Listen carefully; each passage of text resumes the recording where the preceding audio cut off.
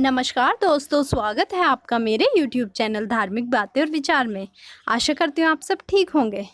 दोस्तों, सनातन धर्म अर्थात हिंदू धर्म विश्व का सबसे बड़ा धर्म है तथा एक समय पे ये विश्व के हर कोने में फैला हुआ था। अपने धर्म और सभ्यता को जानने की कड़ी में आज मैं आपको वैदिक सभ्यता, जिसे पहले 2 कालखंडों में विभाजित किया था, उसके विषय में बताऊंगी। उससे पहले कालखंड ऋग्वेदिक काल से संबंधित जानकारियां मैं आपको देना चाहूँगी। जैसे ऋग्वेद काल में किन नदियों का उल्लेख है, नदियों के वैदिक और आधुनिक नाम क्या हैं तथा ऋग्वेद में इसका क्या महत्व है इत्यादि।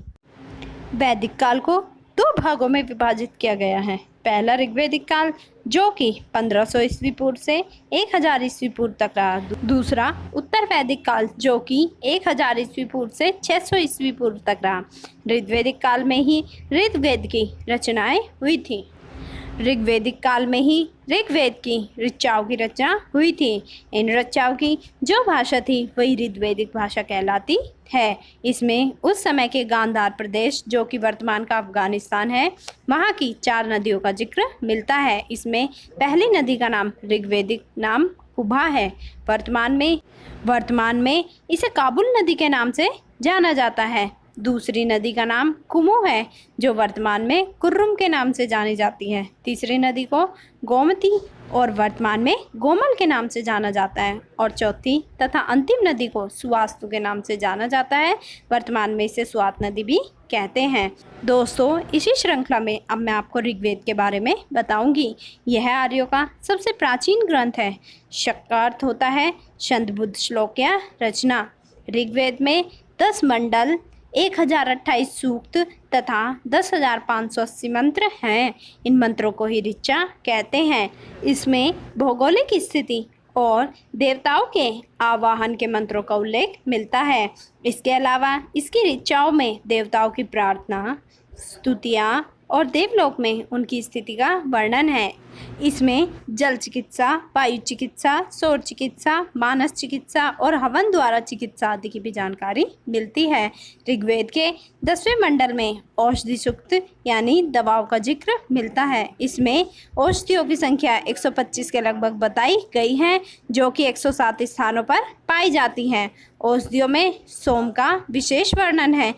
ऋग्वेद में च्यवन ऋषि को पुनः युवा करने की कथा भी मिलती है। इनके नाम पर ही च्यवनप्राश मिलता है। ऋग्वेद के मंत्रों का उच्चारण करके जो पुरोहित यज्ञ संपन्न कराता है उसे हौद्र या होता कहा जाता है। ऋग्वेद के 3रे मंडल में गायत्री मंत्र का उल्लेख है, जो कि सविता यानी कि सूर्य देवता की उपासना को समर्पित है। इसका उल्लेख विश्वामित्र ने भी किया था। दोस्तों, अब मैं आपको ऋग्वेद में भारतीय नदियों के वैदिक नाम बताऊंगी। ऋग्वेद में गंगा नदी का जिक्र 1 बार और यमुना नदी का जिक्र 3 बार मिलता है, यानी कि यमुना का उल्लेख गंगा से कहीं अधिक किया गया है। वैसे तो गंगा नदी भी हमारे लिए सर्वप्रथम पूजनीय है, लेकिन ऋग्वेद में सबसे ज़्यादा यमुना नदी का ही जिक्र किया गया है और इससे भी अधिक सिंधु नदी का जिक्र है, जो 21 बार है। ऋग्वेद में जिन नदियों का उल्लेख आता है उसमें सबसे पहले सिंध का नाम आता है, अर्थात सिंध नदी का नाम आता है। इसे वर्तमान में सिंधु नदी के नाम से जाना जाता है। दूसरी नदी सुरश्रुति, जिसे सरस्वती के नाम से जाना जाता है। तीसरी नदी सतुद्धी, जिसे सतलज के नाम से। चौथी नदी परुष्णी, जिसे रावी के नाम से। छठी नदी विशास्ता, जिसे झेलम के नाम से। 7वीं नदी अश्विकिनी, जिसे चिनाब के नाम से। 9वीं नदी विपाशा, जिसे कि व्यास के नाम से। 10वीं नदी सदानीरा, जिसे गंडक के नाम से। 11वीं नदी रेवा, जिसे नर्मदा के नाम से। 12वीं नदी घग्गर, जिसे कि घाघरा। और द्रदशी, जिसे कि वर्तमान में चौतंग नदी के नाम से जाना जाता है। इन सब का जिक्र आता है।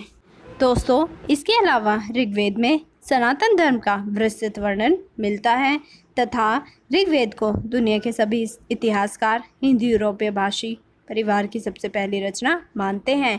ये दुनिया के सर्वप्रथम ग्रंथों में से एक है। ऋग संहिता के अनुसार ऋग्वेद एक ऐसा वेद है जिसकी कल्पना कोई नहीं कर सकता, लेकिन हिंदू धर्म में इसकी रचना करके उस असंभव कार्य को संभव बनाया गया है। तो दोस्तों, ये है हमारे ऋग्वेद और सनातन धर्म की महिमा। आशा करती हूँ आपको मेरी वीडियो पसंद आई होगी। इसे लाइक करें, शेयर करें, मेरे चैनल को सब्सक्राइब करें और हाँ, न्यू नोटिफिकेशन के लिए बेल आइकन को दबाना ना भूलें। Thanks for watching.